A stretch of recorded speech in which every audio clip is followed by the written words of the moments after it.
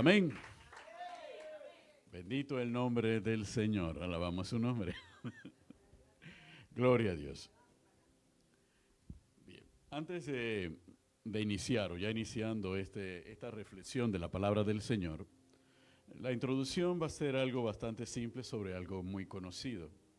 Hace unos minutos antes de empezar el servicio, la hermana Leida se me acercó y me planteó una pregunta y dos problemas.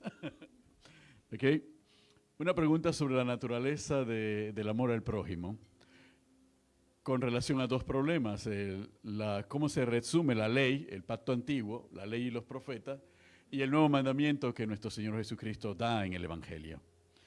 Y como en palabras de nuestro Señor Jesucristo, los evangelios, en los tres fundamentales evangelios de los sinópticos, nuestro Señor Jesucristo, y en el Evangelio de Juan, que es más profundo, nos dice que la ley y los profetas se reducen a amar a Dios sobre todas las cosas y a tu prójimo como a ti mismo. Y sobre esa base uno se preguntará, bueno, ¿y dónde cabe el nuevo mandamiento que Cristo nos da? Porque un nuevo mandamiento nos ha dado, que os améis los unos a otros como yo los he amado. Amén. Entonces, ciertamente, el amor que conocía el Antiguo Testamento era bastante claro, pero era dificultoso, le explicaba la hermana Leida, le decía a la hermana Leida. Para poder amar al prójimo, primero nosotros tenemos que conocer el amor de Dios. Y para conocer el amor de Dios implica darnos cuenta cómo el amor de Dios se manifiesta a favor del hombre en el Antiguo Pacto. Y el amor de Dios a favor del hombre en el Antiguo Pacto estaba lleno de una serie de promesas, pero también estaban llenos de una serie de manifestaciones del carácter de Dios a favor del hombre. Dios, al amar al hombre, le muestra al hombre su ley para que el hombre sea perfecto, para que el hombre viva en santidad. Por eso Dios se le presenta al hombre como que yo soy santo. Para que el hombre, de la misma manera que su Dios era santo, él también andase en santidad. Y eso nos recuerda a lo que colocaba el sumo sacerdote en la mitra, santidad para Jehová. Entonces Dios remarca eso, pero también Dios le dice al hombre que yo soy fiel. Entonces, al decirle que yo soy fiel, le está diciendo que mi amor hacia ti es fiel. Entonces, conoce que mi amor hacia ti es fiel para que tu amor hacia mí también sea igualmente fiel. Y cuando tu amor hacia mí es fiel, tú también amarás a tu prójimo con la misma fidelidad. Tú también te darás cuenta que así como yo tengo un plan contigo, también tengo un plan con tu hermano. Y cuando tú te das cuenta de eso, tú sabes que tú no eres único al que Dios ama. Dios ama a toda su creación. Entonces te comprendes y ocupas el lugar y comprendes que amar al prójimo implica amarlo con el mismo amor que Dios te ha dado a ti. Pero para eso yo tengo que conocer el amor de Dios. En el Antiguo Pacto era muy difícil que el hombre pudiera conocer toda la dimensión del amor de Dios. No existía la dispensación de la gracia del verbo. No existía el sacrificio de nuestro Señor Jesucristo. Así que por consiguiente la relación del hombre con Dios era una relación contra viento y mareo. ¿Okay? Era una relación de seres totalmente imperfectos con un Dios perfecto. ¿Okay? Y era una relación de amor. Tanto es así que cuando nosotros vemos al rey David, vemos la relación de un rey que ama a Dios sobre todo. Y damos en la relación de Moisés, un Moisés que ama a Dios sobre todas las cosas. Y así sucesivamente, cada profeta y cada héroe de la Biblia muestra a través de su relación con Dios cómo comprendía el amor de Dios. Sin embargo, para la mayoría de las personas, esto era bastante difícil. Así que se concentraban en lo que podían realmente observar y leer, que era la ley, y trataban de hacerlo de la única manera en que la podían hacer, de manera religiosa, porque desconocían que ese amor tenía que nacer de una decisión que tenía que surgir de la voluntad del corazón. Amén. Nuestro Señor Jesucristo entonces nos da un testimonio de cómo Él nos ama. Y al darnos un testimonio humano de cómo Él nos ama, simplemente Cristo Jesús está haciendo el mismo testimonio del Dios Todopoderoso. Da el testimonio ahora encarnado al hombre cómo te amo realmente. Nos enseña a amar a nuestros enemigos, nos enseña a perdonar, nos enseña a tolerar, nos enseña a pasar la página, nos enseña a sacrificarse. Cristo lo dice en el Evangelio, no hay mayor amor que este, dar la vida por sus amigos. Entonces nos enseña todo eso y al hacerlo le muestra a los discípulos y nos muestra a nosotros para que conozcamos el amor de Dios y conozcamos cómo amó Dios a Abraham. Yo los estoy amando como Dios amó a Abraham. Y el mayor amor era dar la vida precisamente por sus amigos. Y el cuidado que Dios tenía de la vida de Abraham y de la descendencia que allí había de levantarse. Amén. Y eso es importante porque nosotros los seres humanos tendemos a convertirnos nosotros mismos en la medida de todas las cosas. Pero cuando hablamos de Dios, la medida de todas las cosas es Dios. Y para nosotros los cristianos, la medida de todas las cosas es nuestro Señor Jesucristo. Así que si nosotros queremos saber cómo es el amor, nosotros tenemos que ir a la medida del amor que es nuestro Señor Jesucristo. Y cuando Él nos dice cómo tenemos que amarnos los unos a los otros, Él nos dice cómo tenemos que amarnos los unos a los otros. Porque Él es la medida del amor. Él es el mismo amor hecho carne, manifestado al hombre para que lo podamos comprender. Todos los que estamos aquí. ¿Cuántos dicen amén? Y eso es importante para poder entrar a este tema en la brevedad que nos permite el tiempo, los días miércoles, que tiene que ver con el tema del servicio y la lealtad. ¿Ok? Cuando hablamos del servicio y la lealtad lo podemos ver desde distintos enfoques, pero esta vez lo vamos a ver desde el enfoque que está en 2 de Samuel, capítulo 22, versículo 26. Amén. 2 de Samuel, capítulo 22, versículo 26. Y después de esto, entonces, todos nos podemos sentar tranquilitos. Amén. 2 de Samuel, capítulo 22, versículo 26, dice de la siguiente manera. En el nombre del Padre, del Hijo y la comunión del Espíritu Santo. Con el misericordioso te mostrarás misericordioso y recto con el hombre íntegro. Esta es la versión Reina Valera. Pero la versión TLA de la Biblia, en 2 de Samuel, capítulo 22, versículo 26, dice: tú eres fiel con los que son fieles y tratas bien a quienes bien se comportan. Y la versión NTV dice: con los fieles te mostrarás fiel y a los íntegros les muestras integridad. ¿Cuántos dicen amén? Ahora sí podemos sentarnos. Señor Dios Todopoderoso, te damos gracias por tu palabra en esta noche, Señor. Guíanos e ilumina nuestro entendimiento, Padre, para que podamos ser aceptos delante de ti, Señor, y danos la humildad necesaria para poner por obra tu palabra y para esforzarnos cada día en agradarte a ti, en el nombre de nuestro Señor Jesucristo. Usa, Señor, esta vasija de barro como un instrumento de honra en tus manos para bendecir a tu pueblo en el nombre de Jesús. Amén y amén. Bendito el nombre del Señor. Cuando nosotros leemos este versículo es la respuesta, es un cántico de liberación de David. De hecho, esta 2 Samuel vuelve a ser reproducido en los salmos de David, posteriormente. Sin embargo, cuando nosotros leemos este versículo, Dios habla y le dice a David, les habla de lo que es la reciprocidad en la relación con Dios. Y le dice: yo seré fiel con el que se muestra a mí fiel, y yo seré íntegro con el que camina conmigo en integridad. Dándole a entender a David y dándole a entender a nosotros que ahora conocen cuál es el secreto de la relación conmigo. Ahora saben por qué yo bendigo a David. Ahora saben por qué yo bendije a Moisés, por qué bendije a Josué. Porque ellos se mostraron fieles a mi fidelidad y se mostraron íntegros a mi integridad. Por eso yo tenía que ser favorable a ellos permanentemente. Cada cosa que ellos me pidiesen, cada cosa que ellos abriesen la boca e intercediesen, yo los iba a escuchar, porque ellos comprendieron el secreto de la relación conmigo. Reconocieron a un Dios fiel e íntegro y decidieron vivir en fidelidad y en integridad delante de ese Dios. ¿Cuántos dicen amén? Ahora bien, ese secreto que está allí y que es objeto todavía hasta el día de hoy de los estudios de todas las escuelas rabínicas. De hecho, las escuelas rabínicas se basan directamente en este versículo para poder analizar y determinar los perfiles de los rabinos y del comportamiento de los rabinos en el ejercicio de sus funciones, sobre la base de este solo concepto, la fidelidad a Dios, caminar en fidelidad. Y el concepto hebreo de fidelidad es el término Gesed. Y el término Gesed involucra tanto la fidelidad como la lealtad. Lo que es la buena voluntad y la vida misericordiosa. Todo eso se conjuga en un solo término. Nosotros, que hablamos el español, nosotros tenemos una palabra para cada cosa. Una cosa es la fidelidad y otra cosa es la lealtad.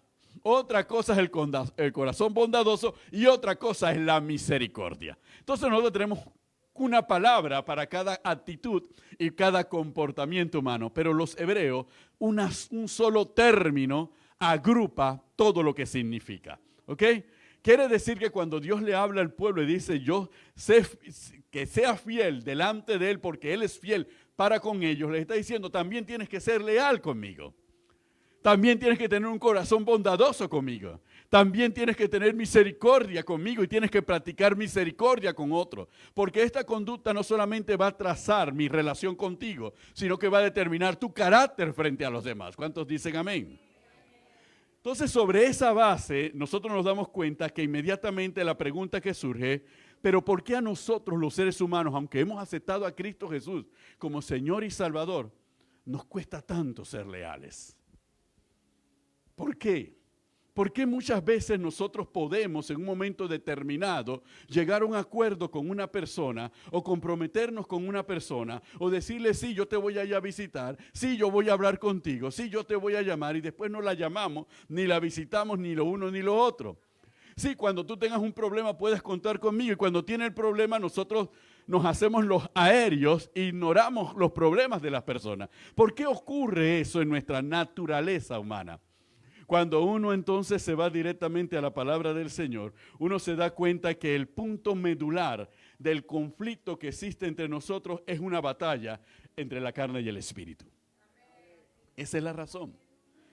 Hay una batalla permanente en nosotros entre lo que es la carne, nuestra naturaleza pecaminosa y el espíritu de Dios que mora en nosotros. Y esta batalla permanente es lo que muchas veces nos hace vacilar para que la virtud de Cristo, la virtud de Dios en nosotros pueda desarrollarse. Y el fruto del Espíritu Santo con todo lo que ello representa en la transformación de nuestro carácter pueda obrarse realmente. Y en nuestro caso, en el caso de la lealtad, ocurre precisamente eso. Ahora, ¿cuáles son esas cosas que nos impiden a nosotros realmente ser leales? Ya habíamos hablado anteriormente en una pequeña introducción antes de un tema, que la lealtad, la diferencia entre la fidelidad y la lealtad es que la fidelidad es simplemente honrar un compromiso, es de carácter externo, pero que la lealtad tiene que emanar del corazón. ¿Ok? Que yo puedo ser fiel, yo soy contratado por una empresa y yo soy fiel a la empresa. Porque la empresa se compromete a pagarme a mí un salario a cambio de mi servicio y la empresa desea que mis servicios le permitan llegar a determinados objetivos corporativos empresariales. Entonces hay una relación de fidelidad basada en un contrato que establece cuáles son los beneficios de las partes involucradas. Y cuando la empresa no paga de acuerdo a mi valor de mi servicio, entonces yo siento que la empresa ha dejado de ser fiel conmigo. Entonces, cuando deja de ser fiel conmigo, entonces empieza a salir de mi corazón la deslealtad.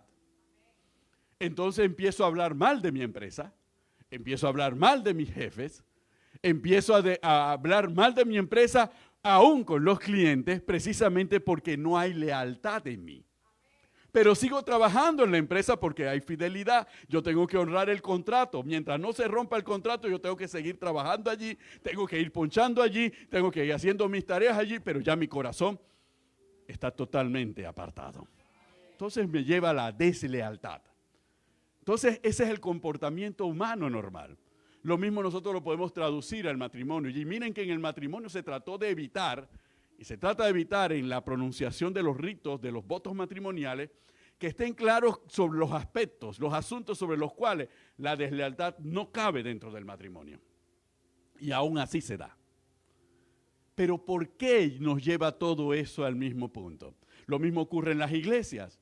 Ok, aceptamos a Cristo Jesús en una iglesia en un momento determinado y entonces nos decimos hay una fidelidad a Dios. Entonces nosotros en medio de nuestro caminar llegamos a separar lo que es Dios de lo que es la iglesia como organización. Y la separamos. Entonces resulta ser que yo puedo adorar a Dios, alabar a Dios, bendecir el nombre de Dios, pero hablar mal de las pastoras, de los pastores y de los líderes de la iglesia y del hermano que se sienta a mi lado. Entonces yo puedo vivir una vida de que puedo decir soy fiel a Dios, pero soy desleal hacia mi iglesia. Todo eso te puede dar. Entonces, ¿por qué? Porque tiene que nacer del corazón. Ahora vamos a ver rápidamente, en los minutos que ya tenemos, vamos a ver rápidamente cuáles son esos obstáculos y vamos a irnos directamente al libro de Santiago y a la carta a los Hebreos, ¿ok? El libro de Santiago en el capítulo 4 nos dice de la siguiente manera: el primer obstáculo es el egoísmo y el orgullo. ¿Cuántos dicen amén? Pastor, esas son palabras muy duras. Egoísmo y orgullo. Miren lo que dice Santiago, versículo 6 del capítulo 4 de Santiago. Dice de la siguiente manera: pero Él da mayor gracia, por esto dice, Dios resiste a los soberbios y da gracia a los humildes. Someteos pues a Dios, resistid al diablo y huirá de vosotros. Inmediatamente Dios declara claramente que Él solamente va a dar gracia a los humildes. Y a los soberbios, a los orgullosos, Él los va a mirar de lejos. ¿Por qué? Porque el orgullo y el egoísmo no pueden llevarnos a ser leales. Y hay una explicación práctica de por qué no nos pueden llevar a ser leales. Porque significa que en una relación, ya sea de cualquier naturaleza, empresarial, de negocio, de amistad, matrimonial, con los hijos, con los amigos, todo tipo de relaciones, si una de las partes es orgullosa y es egoísta, cuando sus intereses se vean afectados, va a ser desleal. Es así. Yo soy tu amigo, Maika, y caminaré contigo y te apoyaré donde sea, pero cuando llega un momento en que tú me pidas algo que va a afectar mis intereses, yo no voy a estar contigo porque mi orgullo y mi egoísmo me impiden poder ser leal a mi amistad. Eso es lo que ocurre. Cuando hay orgullo y cuando hay egoísmo, no puede emanar ni nacer la lealtad. No puede moverse la lealtad. La lealtad puede mantenerse por un tiempo. ¿Hasta qué? Hasta que te toquen el callo. Hasta que te peñizquen, hasta ahí llega tu lealtad. Cuando la lealtad tiene la capacidad de sobrevivir a los tiempos malos y a los tiempos buenos. A los tiempos de escasez o a los tiempos de abundancia. Esa es la naturaleza de la lealtad. Por eso el mejor ejemplo de la lealtad es la relación matrimonial. Por eso el mejor ejemplo de la lealtad es la relación de Cristo con nosotros. Porque, hermanos, cuando nosotros nos portamos mal y pecamos o nos resbalamos o nos encasquillamos para no hacer la voluntad del Señor, nosotros tenemos una seguridad. Cristo sigue siendo leal a nosotros. Y a pesar de que nosotros fallemos, Cristo sigue estando dispuesto a aceptarnos, a reconocernos, a liberarnos, a limpiarnos y a seguir adelante con la relación, olvidándose de lo que ha ocurrido anteriormente, porque Él es leal para con nosotros. Esa es la lealtad que nosotros tenemos que tener. No importa los problemas en los que nos metamos, sabemos que Cristo va a estar allí, porque Cristo es leal a nosotros. Pero si usted tiene un amigo y se mete en un problema, bueno, yo hasta aquí llego. Más de allá no llego. Ese es tu problema. ¿Ok? Yo hasta allá no llego. Hasta allá no llega mi lealtad. Entonces traicionamos, porque cuando somos desleales es donde cae entonces la traición. Y damos la espalda. Y ese asunto de ser desleales, muchas veces lo vemos en el comportamiento individual de cada uno de nosotros, pero nunca tomamos en cuenta cómo se siente la persona a la cual ha sufrido nuestra deslealtad. ¿Por qué nunca nos detenemos a verlo? Porque nuestro egoísmo y nuestro orgullo nos bloquean para poder ser empáticos en este aspecto del sentimiento y de lo que está viviendo la persona. Nunca lo reparamos. Es más, si la persona nos lo reclama, nosotros abrimos los ojos sorprendidos. No sabía que lo ibas a tomar de esa manera. Nos sorprendemos. ¿Por qué nos sorprendemos? Porque nuestro egoísmo y nuestro orgullo nos permite a nosotros ser desleales sin tomar en consideración el sentimiento del otro. Entonces ahí nos damos cuenta que el amor de Dios no se ha perfeccionado todavía en nosotros. Amén.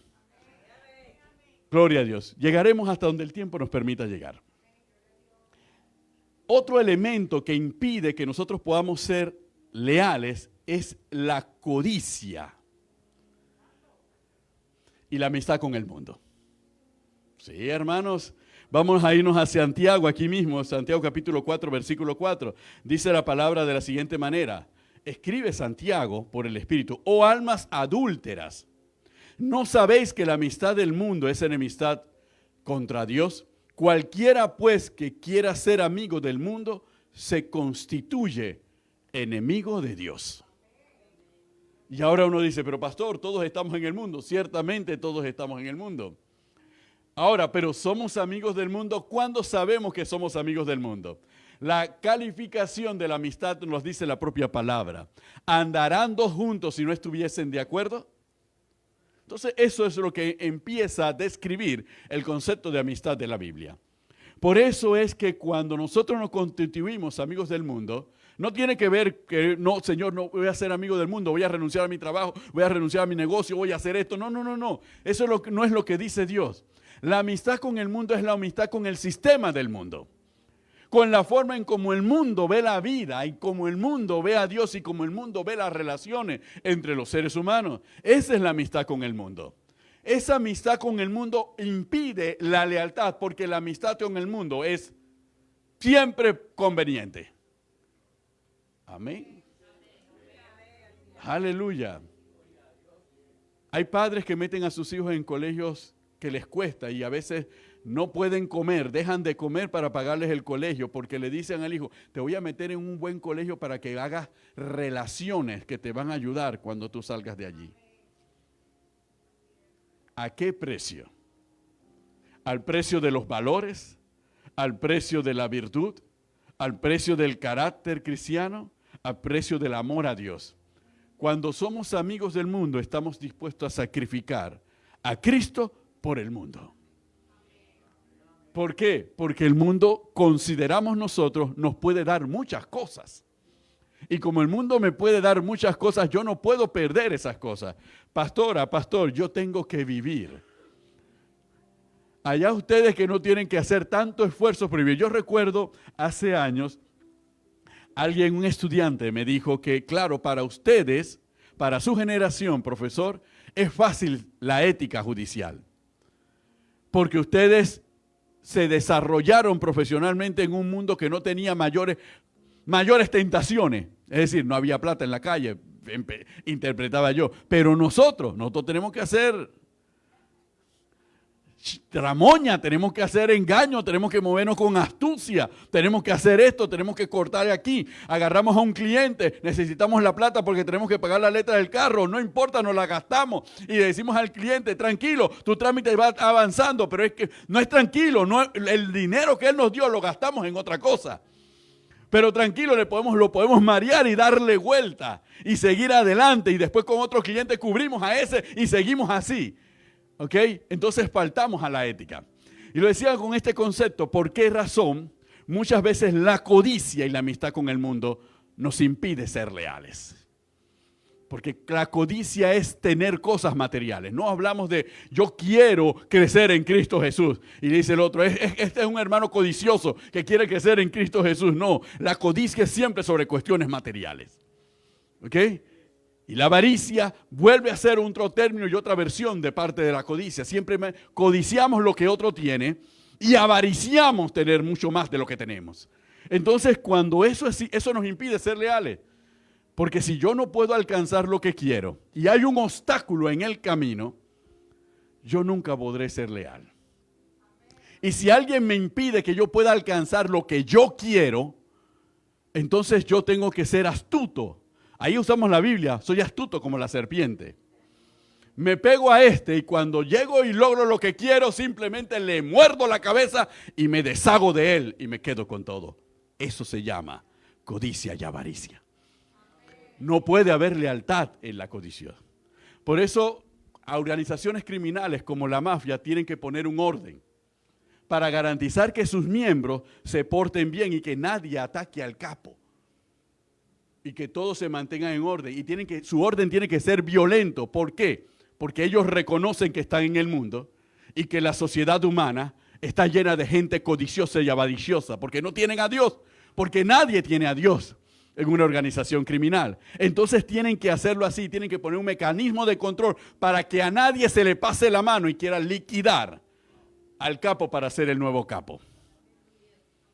Entonces tienen que tener otro sistema que persuada a las personas de no robarle a la familia o al cartel. Y eso es lo que está inmersa en nuestras sociedades hoy en día. Y las sociedades piensan que van a hacer programas de profilaxis, estrategias contra el crimen y que eso va a resolver el problema. La solución al problema de la criminalidad en cualquier país sigue siendo Cristo. Mientras la gente se acerque más a Cristo, entonces cambiará su manera de ser, cambiará su carácter y reemplazará un sistema que es totalmente humano y diabólico por lo que es la verdad del Evangelio. ¿Cuántos dicen amén? Aleluya. Mi papá siempre dice que cuando uno es pobre uno puede dormir tranquilo. Pero que cuando uno es rico, uno siempre está pensando que alguien le va a robar. ¿Por qué? ¿Por qué? Pero cuando uno es rico en Cristo Jesús, cuando uno reconoce que todo lo que te ha dado es Cristo Jesús, tú sabes quién es el que guarda tu casa y quién es el que guarda tus bienes. ¿Cuántos dicen amén? Aleluya. Bendito el nombre del Señor. Otro aspecto que nos impide ser leales es la duda y la incredulidad. Ahí mismo en Santiago capítulo 1, versículo 7 al versículo 8. Dice la palabra de la siguiente manera. No piense pues quien tal haga que recibirá cosa alguna del Señor. El hombre de doble ánimo es inconstante en todos sus caminos. Cuando nosotros dudamos de Dios, cuando nosotros no le creemos a Dios, entonces tenemos que tener un parámetro para evaluar todo a nuestro alrededor. Y ese va a ser descansado en ¿qué? En el doble ánimo. Usted no se ha dado cuenta muchas veces que usted ha tenido relaciones con personas que en un momento con usted le dicen, oye, qué bien. Y de repente le dice, oye, pero está haciendo todo mal. Que en un momento está con usted y después es el que le está dando contra usted. Y usted dice, pero es injusto, y viene a la iglesia y dice, voy a orar, oh Dios, que Dios destruya a mis enemigos, que todo el que se conspirare contra mí, okay, lo haga sin Dios, y que todo el que conspirare contra mí, delante de mí caerá, y oramos para que Dios haga juicio contra esa persona, pero olvidamos que la naturaleza de esa persona no puede ser diferente si no tiene a Cristo. Porque es de doble ánimo, va a ir para acá y después va a ir para acá y se va a acomodar como le convenga a sus intereses. Ese es el doble ánimo. Es fluctuante. No puedes tener un punto de mira en una persona de doble ánimo. ¿Por qué? Porque tú no sabes en qué momento se va a tirar para el otro lado. Y tú corres para la izquierda pensando que te va a acompañar cuando él está feliz corriendo hacia la derecha y dejándote a ti solo. ¿Qué es lo que ocurre? Entonces el doble ánimo impide que nosotros podamos ser leales. Nadie con doble ánimo, que es inconstante, va a poder ser un punto de lealtad, porque es voluble, es cambiante. Te dice, te promete hoy el cielo y la tierra y mañana te niega el cielo y la tierra y te manda para el infierno. Entonces no se puede. En Cristo Jesús no hay doble ánimo. ¿Por qué? Porque Él es el mismo, ayer, hoy y por los siglos de los siglos. En Dios no hay sombra ni mudanza de variación. Dios no tiene que cambiar, Dios no tiene que mudar, Él sigue siendo el mismo. Sus promesas siguen siendo las mismas, su posición sigue siendo la misma. No importa generaciones que vengan, generaciones que vayan, desarrollo científico y tecnológico que se tenga, Dios sigue siendo el mismo. ¿Cuántos dicen amén? Por eso nosotros tenemos que ser conocidos como personas que seguimos siendo los mismos. Nosotros tenemos que seguir siendo personas de esa integridad. ¿Por qué? Porque el Espíritu del Señor está en nosotros para formar en nosotros ese carácter. Por eso es que la lealtad es lo que genera la confianza. Y es lo que genera la seguridad. Pero la deslealtad crea todo en inestabilidad. Hay familias, hay hijos que sienten cuando los padres son inestables. Cuando todos son inestables, los hijos lo sienten. Entonces dicen, no encuentro. Yo recuerdo, inclusive cuando se llevan a los niños a las clases, a los exámenes psicológicos, parece increíble, pero hasta en los exámenes psicológicos sale. Yo recuerdo una vez que un niño dibujó a las personas más cercanas y a muchas de ellas las dibujó sin pie. Y a Carmen y a mí nos dibujó con pie. Psicológicamente, ¿qué estaba diciendo el niño? Los demás no tienen pie, son inestables. Pero estos tienen pie, estos son estables. Entonces el niño lo expresa a través de esa forma. Entonces esa es la mayor preocupación.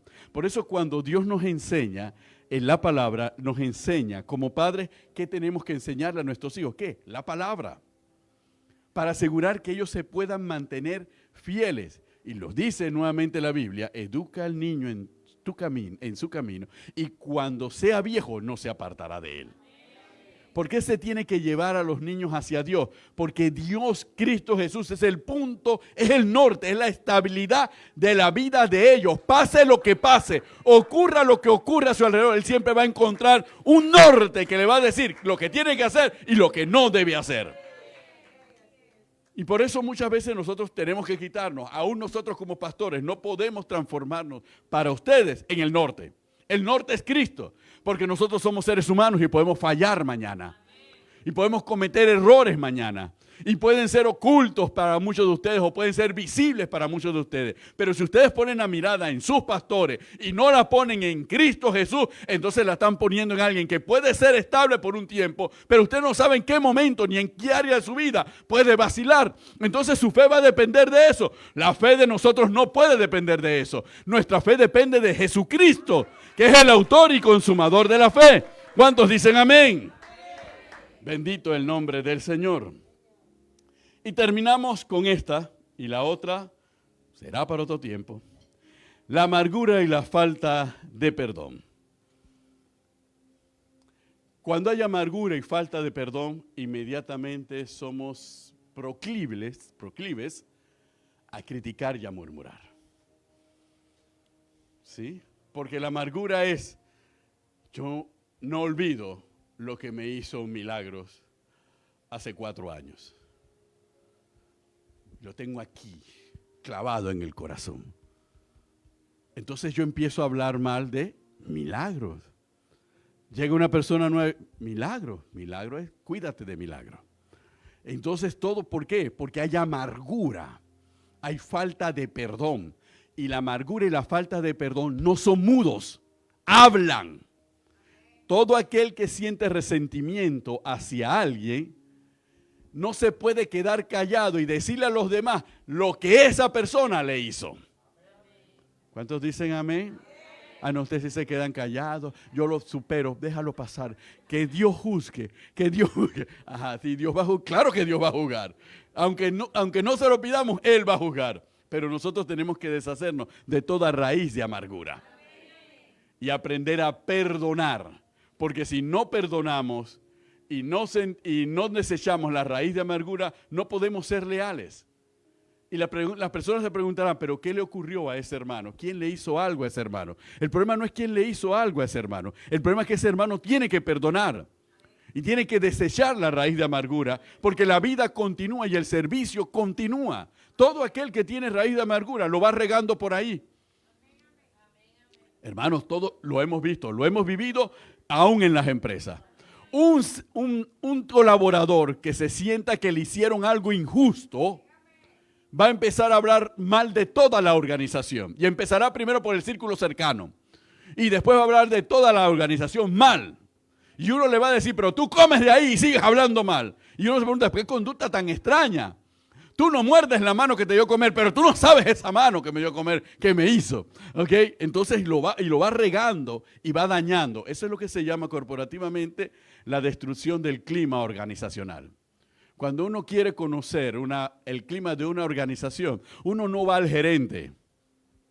Jamás vaya al gerente. Cuando yo quería conocer el clima organizacional de la universidad, yo no iba al gerente. Yo iba con el trabajador o la trabajadora manual. Y con ellos me sentaba a conversar. Lo que ellos dijeran, eso me decía cómo estaba la organización. Porque el gerente siempre va a decir, todo está excelente. Hay algunas unidades, como hay en toda organización. Pero el trabajador manual, el que tiene que lavar los baños, el que tiene que trapear, el que tiene que hacer los trabajos manuales, él siempre va a hablar de cómo realmente está la organización. Y él siempre va a señalar esto, pero bueno, yo aquí estoy, yo como yo solamente trapeo y limpio los baños, pero hay algunos que vienen al baño y pareciera que en su casa no tuvieran baño y no bajan la cadena de su casa. Y le digo, desde tal hasta tal persona que usted lo ve. Entonces, cuando uno va escuchando, uno se da cuenta cómo son las cosas. Ahí uno sabe cómo está el clima. Lo mismo ocurre directamente aún en las iglesias. ¿Cómo está el clima? ¿Cómo está la organización? ¿Cómo se siente la organización? ¿Qué está pasando en la organización? Si nos preguntan al pastor y a la pastora, va a ser diferente porque esto es espiritual. Y sabemos que hay problemas en la organización. No nos ocultamos, pero también sabemos que hay fortalezas. Por eso se hacen diagnósticos anuales para saber cómo estamos. Pero los diagnósticos anuales se enfrentan a una situación que cuando todos nos reunimos, todos van a decir cosas bonitas. Estamos bien. Esta es la mejor iglesia del mundo. ¿Qué digo el mundo? Del universo. ¿Qué del universo? De la historia. Pero cuando van detrás de esa puerta, chuleta, pero esa pastora y ese pastor, y yo no sé qué es lo que piensa, y ese hermano que se cree dueño de la iglesia y el dueño de los baños y las dueñas de la cocina, es un otro problema, otro dolor de cabeza. Ahí nos damos cuenta. Y el otro que la batería la quiere desbaratar, claro, porque no la compró, etcétera, etcétera. Y hay uno que ahora llegó con 2 guitarras, que se cree que estos somos los Beatles, pero viene con 2 guitarras, ya. Entonces ahí nos damos cuenta realmente cómo está la organización. Entonces, ¿por qué? Porque se requiere más sinceridad. Y la sinceridad es uno de los elementos de la lealtad. A veces, cuando uno no quiere escuchar crítica, uno dice, no me critiques. O no me gusta, o se defiende de la crítica. Hermanos, es mejor escuchar la crítica para que la gente se pueda sentir en absoluta confianza de vertir su opinión, porque esa opinión va a enriquecer a la organización y nos va a llevar a reflexionar. Pero donde decimos, todos aquí están bien, no, y si alguien critica, este hermano como que lo voy a poner en disciplina en cualquier momento. No hay que poner en disciplina a nadie, porque nosotros tenemos que saber cómo está la organización. Se pone en disciplina por desobediencia o por pecado, pero no porque la persona dé su opinión o dé su criterio. Porque eso nos permite mejorar y ajustar. Y si algo hemos hecho en Jesucristo Imperio de Vida, es precisamente necesitamos eso para poder ir ajustando las cosas, porque reconocemos, no somos perfectos. Amén. Pero aún en su vida personal usted tiene que hacerlo. Aún en su vida familiar usted tiene que hacerlo. Ustedes no le pueden meter a sus hijos, yo soy la mejor madre del mundo y del universo. Y ustedes, pero tengo los hijos más endiablados que existen. Pero no es porque yo sea una mala madre, sino porque tengo los hijos más endiablados. Usted no puede hablarle así a sus hijos. Usted tiene que tener la suficiente humildad para aún escucharle y reconociendo que eso no afecta a su condición de autoridad dentro de la familia, pero saber cuáles son las cosas que usted pueda estar haciendo mal y poder corregirle y poder enmendarla. Y poder diferenciar cuando es manipulación, porque los niños también manipulan. Así como usted manipula, ellos también lo manipulan. Usted piensa que usted es la única manipuladora, no, ellos también los van a manipular a usted. ¿Ok? Y se van a manipular mutuamente y no se van a dar cuenta de cuándo se están manipulando los dos. Entonces, pero eso implica que eso nos va a permitir ser mejores. ¿Cuántos dicen amén? Por eso nosotros tenemos que vencer toda amargura y toda falta de perdón. Por eso es necesario orar constantemente y pedirle perdón a Dios todos los días por las cosas que hacemos y por las cosas que nos han hecho. Porque nosotros siempre pedimos perdón y le decimos al Señor en nuestra posición de altivez espiritual, perdónalo, Señor, porque no saben lo que hacen. No es una posición de humildad, es una posición de altivez.